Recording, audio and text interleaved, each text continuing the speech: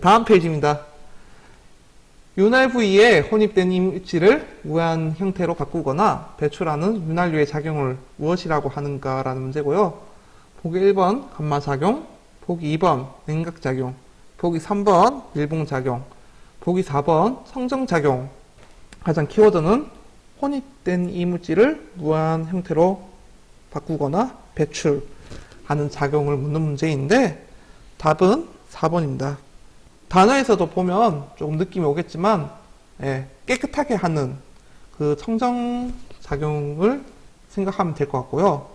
부가적으로 조금 설명을 하자면 감마작용 같은 경우에는 마찰을 감소하는 작용을 감마작용이라고 얘기를 합니다.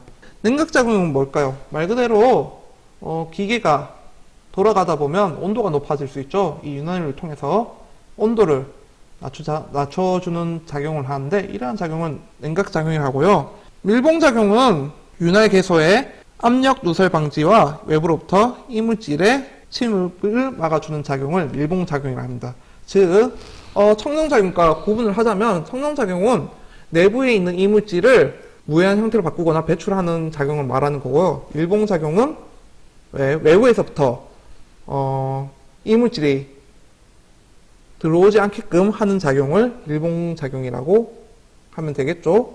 두 개 잘 구분해야 되고요.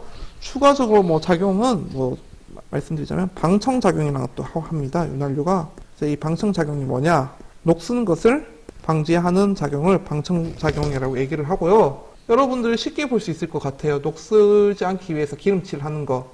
주위에서 손쉽게 볼 수 있고, 이런 작용까지 기억을 해주면 되겠죠. 윤활유 작용은 그래서 크게 감마작용, 냉각작용, 밀봉작용, 청정작용, 방청작용 이렇게 5가지 생각해주면 될 것 같고요. 바로 다음 문제 넘어갈게요. 다음 중 평행축형 기어 감속기의 종류가 아닌 것은 보기 1번 하이포이드 기어 감속기, 보기 2번 스퍼 기어 감속기, 보기 3번 헬리컬 기어 감속기, 보기 4번 더블 헬리컬 기어 감속기고요.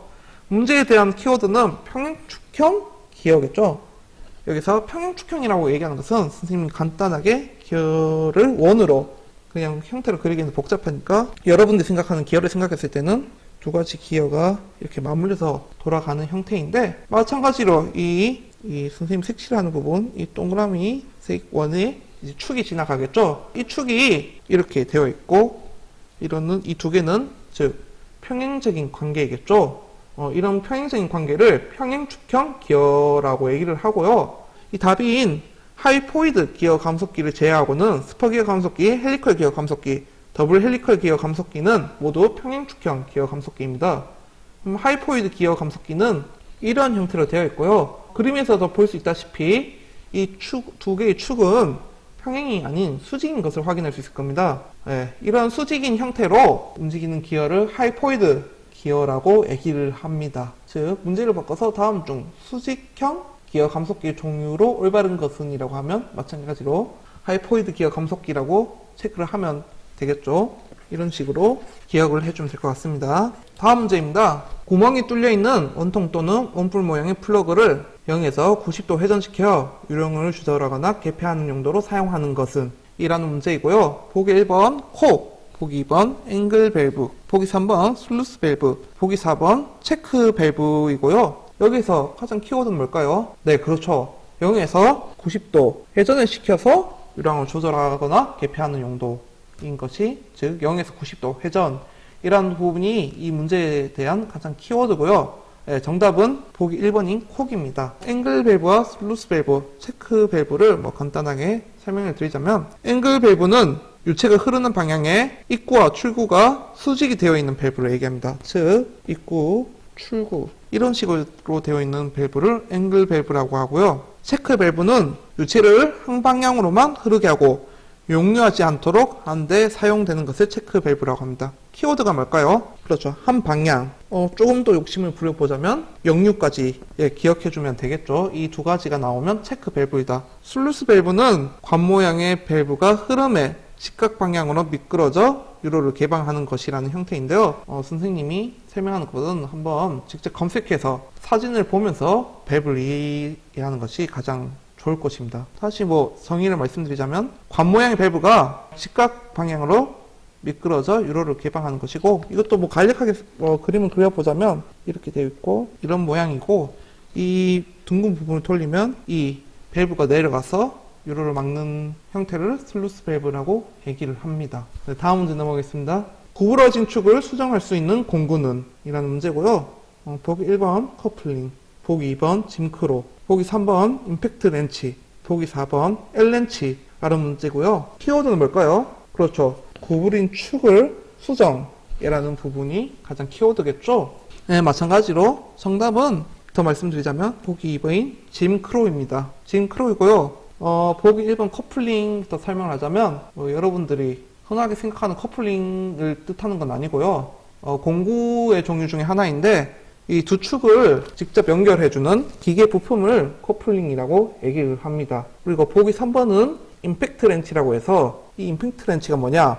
볼트를 조이는 기계를 임팩트 렌치라고 하고요. 공사장에서 여러분들 쉽게 볼 수 있는데 조금 비슷한 기구를 설명하자면 드릴과 비슷한 겁니다. 드릴 같은 경우에는 누르면 기계가 돌아가서 이렇게 구멍을 뚫는 것을 드릴이라고 얘기를 하죠. 전동 드릴. 임팩트 렌치 같은 경우 누르면 마찬가지로 축이 돌아가는데 이 축이 볼트와 연결이 되어 있습니다.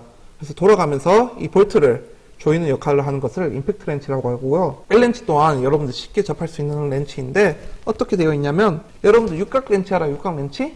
침대를 설치하거나 이제 책상을 설치한 사람은 쉽게 접할 수 있을 텐데 이렇게 되어 있어서 이 육각형으로 이런 모양이 되어 있는 것을 L렌치라고 얘기를 합니다.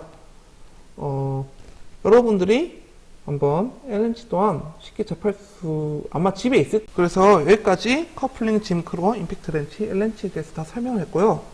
다음 페이지로 넘어가겠습니다. 기계 제도에서 패킹, 박판 등 얇은 물체의 감면 표시 방법은? 이라는 문제고요.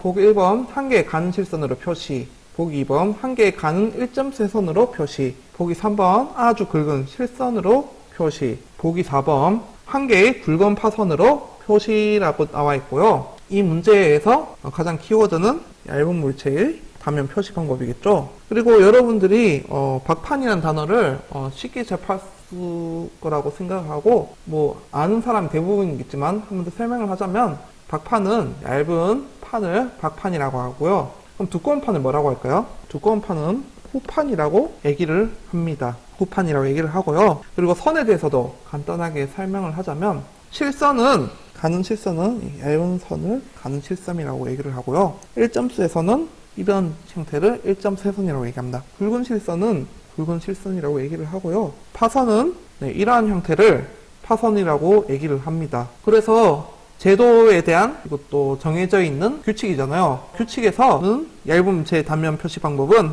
3번인 한 개의 아주 굵은 실선으로 표시하는 것을 규칙으로 정해 놓았습니다. 이 부분도 마찬가지로 규칙, 법규에 관련된 문제니까 더 이상의 설명은 의미가 없을 것 같습니다.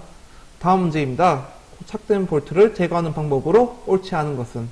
1번 너트에 충격을 주는 법, 2번 볼트에 충격을 주는 법, 3번 정으로 너트를 절단하는 방법, 보기 4번 토치로 가열하여 고착부를 이완시키는 방법라는 부분의 문제고요. 이 문제의 키워드는 뭘까요? 그렇죠. 고착된 볼트를 제거하는 방법. 이 부분이 키워드고요. 정답도 말씀드리자면 정답은 4번입니다. 4번인 토치로 가열하여 고착부를 이완시키는 방법인데요. 이 세 개는 여러분들이 쉽게 생각할 수 있는 부분이죠. 풀리지 않으면 너트를 조여서 두드려서 충격을 줘서 풀 수 있는 것을 생각하면 되고요. 아니면 너트를 잘라서 하면 풀리겠죠. 토치를 가열하여 고착부를 이완시키는 방법이 왜 정답이 아니냐? 토치로 이 고착된 볼트를 가열을 하면 볼트뿐만이 아니고 너트도 같이 가열이 되고 같이 이완되기 때문에 별로 푸는 데는 그렇게 도움이 되지 않고요. 도리어 볼트와 널트가 열을 받아서 노음으로 인해서 더 엉켜지는 현상이 발생할 수 있겠죠. 늘러붙는다 얘기를 하죠. 늘러붙는 현상이 발생하기 때문에 도리어 고착된 볼트를 제거하는 방법에는 그렇게 도움이 되지 않는다. 오히려 방해가 될 수 있다라고 생각을 하면 될 것 같습니다. 네, 다음 페이지 넘어가겠습니다. 다음 중 척도의 표시 중에서 배착해서 해당하는 것은? 이라는 문제고요. 보기 1번 1대1, 보기 2번 1대5, 보기 3번 2대1, 보기 4번 1대2, 1대2가 아닌 보기 4번 1대 루트 2로 나와 있는데요. 문제는 여기서 키워드는 뭘까요? 네, 그렇죠. 배척이죠, 배척. 배척이 가장 키워드고, 축척에서는 총 3가지가 있습니다. 현척, 축척, 배척이 있고요. 현척은 물체의 크기와 같게 그린 것을 현척이라고 하고요. 축척은 물체의 크기보다 줄여서 그린 것을 축척이라고 합니다. 배척은 물체의 크기보다 크게 그린 것을 배척이라고 하고요. 즉, 배척에 해당하는 것이니까 이 중에서 실제 도면이 물체의 크기보다 더 크게 그려진 것을 구하는 문제입니다. 그래서 여러분들이 보통 이제 A 대 B, A와 B는 숫자를 얘기합니다. 여기서 A는 도면에서의 크기고요. B는 물체의 실제 크기를 말합니다. 네, 이렇게 이 정도로 설명하면 될 것 같고요. 그래서 보기로 넘어가서 1대1은 뭘까요, 그러면? 그렇죠. 도면에서의 크기와 물체의 실제 크기가 같기 때문에 현척입니다, 현척. 보기 2번은요. 1대5라고 했죠. 도면에서의 크기 1이 실제로는 5에 해당하는 크기라는 거죠. 즉, 도면이 더 작다는 얘기이므로 축척이라는 것을 알 수 있을 겁니다.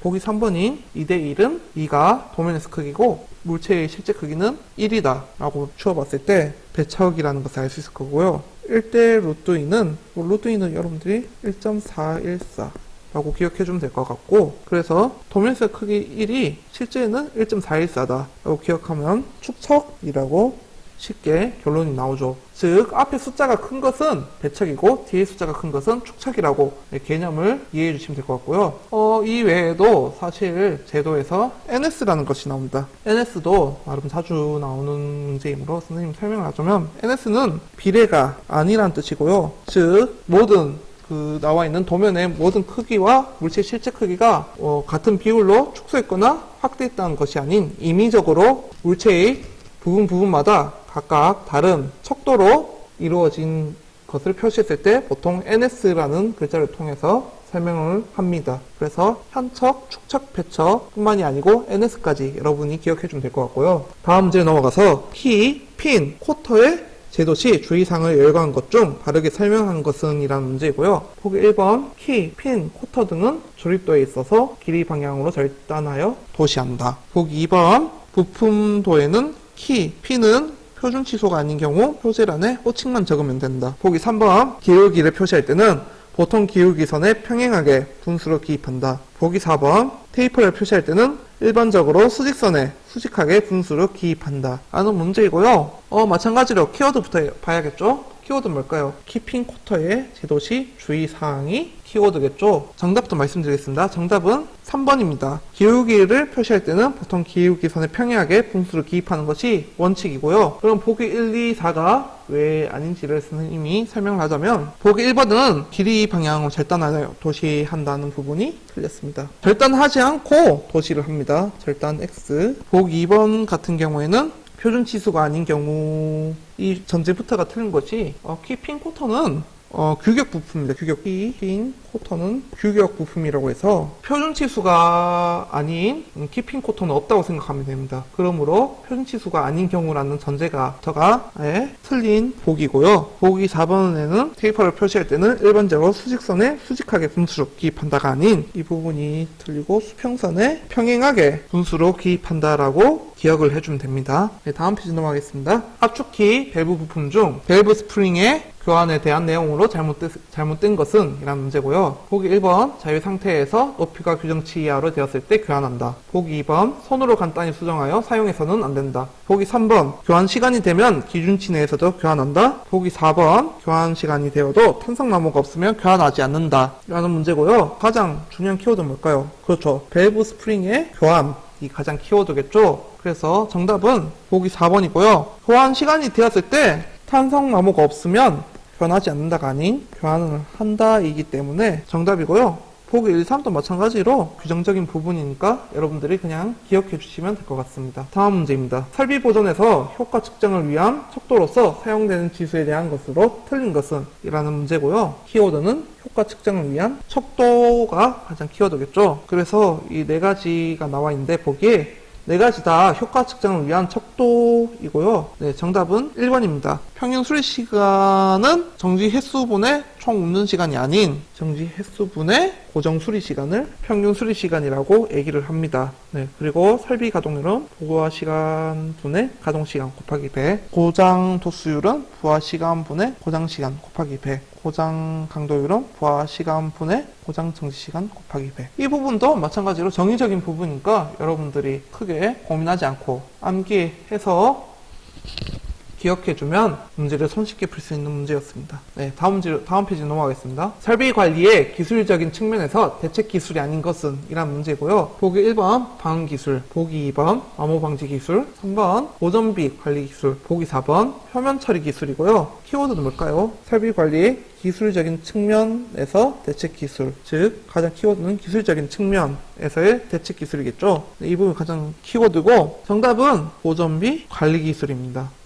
이 부분도 마찬가지로 정의된 부분이므로 추가적인 설명할 건 없는데 기술적인 측면에서의 대책 기술이 몇 개가 더 있어가지고 그것만 조금 더 설명을 드리자면 방음 기술과 마모 방지 기술, 표면 처리 기술 외에 재생 보수 기술이라는 게 있고요. 그리고 윤활 기술이라는 게 있습니다. 그리고 마지막으로 방청 및 방식 기술까지가 기술적인 측면에서의 대책 기술이라고 생각을 하면 될 것 같습니다. 네, 다음 문제입니다. 설비 관리 기능에서 현 설비나 잠재적인 설계, 또 설계의 형상 및 설비 구매에 대한 의사결정에 기반이 되는 기능이라는 문제이고요. 마찬가지로 키워드는 설비나 잠재적인 설계의 향상 및 설비 구매에 대한 의사결정에 기반이 되는 기능. 이 문제 전체가 키워드겠죠? 그래서 키워드고 답은 1번입니다. 기술 기능. 기술 기능이 이런 잠재적인 설계, 향상 및 설비 구매에 대한 의사결정에 기반이 되는 기능이고요. 실시 기능, 지원 기능, 일반 관리 기능에 대해서 간략하게 설명을 드리자면 일반 관리 기능은 직접 기능을 수행하기 위한 계획, 통제, 조정 등과 같은 관리적인 기능을 일반 관리 기능이라고 합니다. 즉 키워드는 관리고요. 실시 기능과 지원 기능은 보통 같이 묶어서 실시 및 지원 기능이라고 보통 묶어서 얘기를 합니다. 마찬가지로 준비 및 실시하는 기능, 또 뭐 기능을 말하는 거고요. 또 뭐 조금 풀어서 말씀드리자면 주유, 조정, 그리고 수리 업무 등의 준비 및 실시하는 기능을 실시 및 지원 기능이라고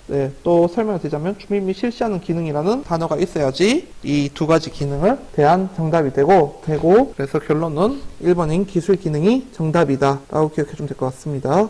네, 다음 페이지입니다. 공정 배치 계획 단계 절차에서 GT 흐름 라인 그룹 테크놀로지 레이아웃을 설명한 것은 이런 문제고요. 보기 1번부터 볼게요. 주문 생산 시스템에서의 전형적인 설비 배치 방법이다. 보기 2번 유사한 부품을 그룹으로 모아서 하나의 루트로 가공하기 위한 효율적인 설비 배치 방법이다. 보기 3번 제품의 종류에 비하여 생산량이 많은 경우에 설비 배치 방법이다. 보기 4번 대량 생산 형태의 경우에는 제품이 완성될 때까지의 공정에 알맞도록 흐름 생산 형식으로 배치 방법이다 라는 문제고요. 키워드가 뭘까요? 그렇죠. GT 흐름 라인, 즉 그룹 테크놀로지 레이아웃이라는 이 단어가 가장 키워드겠죠. 그래서 정답부터 말씀드리자면 정답은 2번입니다. 정답 2번이고요. 정답 2번에서도 마찬가지로 나와있죠. 그룹이라고. 이 그룹이란 단어를 보고 선택을 해주시면 될 것 같고요. 여러분들이 그러면 문제가 나왔는데 다른 보기에서도 그룹이란 단어가 나와서 헷갈려요 라고 걱정을 할 수 있겠지만 기능사 같은 경우에는 CBT로서 보기도 보통 다 동일하게 문제가 나옵니다. 그러므로 GT 흐름 라인이라는 단어를 봤으면 바로 보기에서 그룹이란 단어를 찾고요. 거기에 해당하는 것을 선택을 해주면 정답이 되겠죠.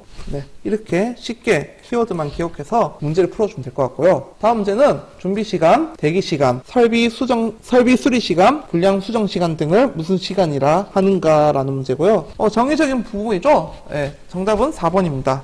정답은 4번이고 준비시간 슬러시, 대기시간 슬러시, 설비 수리 시간 슬러시, 불량 수정 시간 등을 모두 포함한 개념을 정지시간이라고 기억해주면 될 것 같고요. 또 간단하게 설명드리자면 기타 시간은 조업 시간 내에 전기, 압축기 등이 정지하여 작업 불능 시간이나 조회, 건강진단 등의 시간을 기타 시간이라고 얘기를 합니다. 우부화 시간은 말 단어 그대로 기계가 정지하고 있는 시간, 즉 부하가 없는 시간을 우부화 시간이라고 얘기를 하고요. 정미 가동 시간은 기계를 가동하여 직접 생산하는 시간을 정미 가동 시간이라고 얘기를 합니다. 이렇게 정의적인 부분이니까 쉽게 여러분들이 기억해주면 풀 수 있는 문제고요. 다음 페이지로 넘어가겠습니다.